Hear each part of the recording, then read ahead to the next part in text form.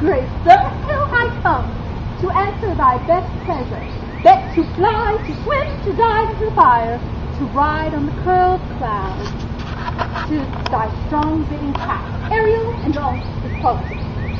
Hast thou spirit performed to point the tempest that I bled thee? To every obstacle I boarded the king's ship, now on the beach, now in the waist, the deck, in every cabin I claimed amazement. Sometimes I divide and burn in many places on the topmast and the yards and the bowsprit. I would flame distinctly, then meet and join Jove's lightnings that procure all the dreadful thunderclaps, more momentary and sight outrunning were not. The fire and crackling of sulphurous roared, the most mighty Neptune seemed to see, and make his bold blades tremble. Yea, his dread trident shake. My brave spirit, who was so firm, so constant, that this calm would not infect his reason. Not a soul, but I felt a fever of the mad and saints and trips of desperation. But all mariners plunged into the foaming brine and equipped the vessel. Then all afire with me, the king's son, Ferdinand, with hair upstaring, went like reeds, not hair, was the first man that leapt, cried, Hell is impurity, and all the devils are here. Why, that's my spirit. But was not this night's storm? So fie, my master. But are thy Ariel safe? Not a hair patch on their sustaining garments, not a blemish, but fresher than before, and as thou badest me, in truth I have certain about the isle. The king's son I have landed by himself, whom I left cooling of the air with tide, in an odd angle of the isle, and sitting with his arms in a saddle. If the king's ship, the mariner, says how thou hast disposed, and all the rest holds the fleet. Safely, father. Is the king's ship in the deep nook where once thou called me at midnight to fetch dew from the still fetched Berenice? Well she hid, the mariters all under hatches stowed, who with a charm joined to their suffered labor, I have left asleep for the rest of the fleet, which are dispersed. They all have met again, and are upon the Mediterranean float, bound sadly home for Naples. Supposing that they saw the king shipwrecked, and a great peril. Ariel, thy charm, exactly is performed, but there's more work. What is the time? Oh, the day. Past the mid-sea. At least 2 glasses. The next 26, and now must by us both be spent most preciously. Is there more toil?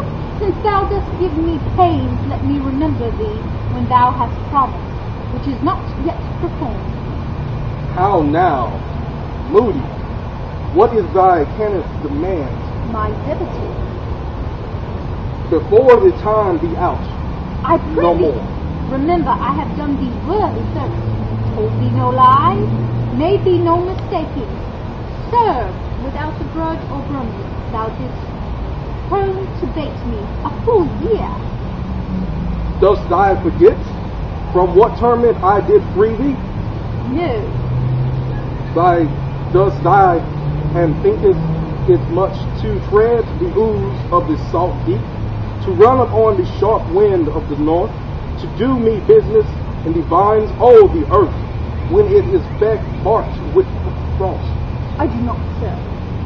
Thy liest, malignant things, hast thou forgotten the foul witch, Sycorax, who with age and envy was grown into a hawk? Hast thou forgotten her? No, sir.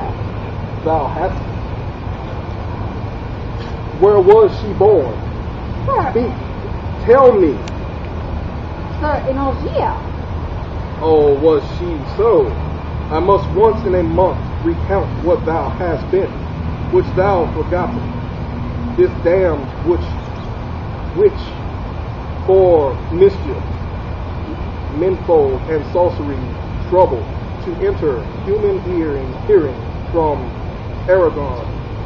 Thou knowest was blemished for one things she did, they would not take her life. Is not this true? I said. This blue-eyed hag, which hid her both with children, and here was left by the sailor, thy my slave, as thy report thyself, was then her servant, and for thy was a spirit to duplicate, to act her earthly, and a horror command, refusing her grand as she did confine thee by help of her more potent ministers, and her most unmentionable rage, into a pine within which rift imprisoned thy didst painfully remember. A dozen years within which space she died, and left thee there, where thou didst vent thy groans, as far as meal will strike. Then was this island save for the son that she did litter her. Here, I flinched with hag born, not honored with a human shape. Yes, Caliban, the son. All things, I say so. He that Caliban, whom now I keep in service, thou best knowest what torment I did find thee in thy groans, did make wolves howl and penetrate the beasts of every angry bear's hit was a torment. To lie upon the dam, which Sycorax could not again undo, it was my art, when I arrived and heard thee, that made gruff thee pine and let thee out. I think not.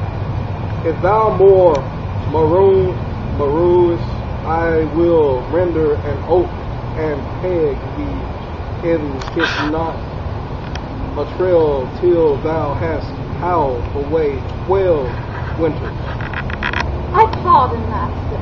I will be correspondent to command, and do not frighten with Do so, and after 2 days I will discharge thee. That's my noble master! What shall I do? What shall I say? What shall I do? Go make thyself like a nymph, O deceit. Be subject to no sight, but thine and mine invisible, to every eyeball else. Go take this shape, and hence come in, go hence with diligence. Awake, dear Ariel, awake, dear heart, thou hast slept well. Awake.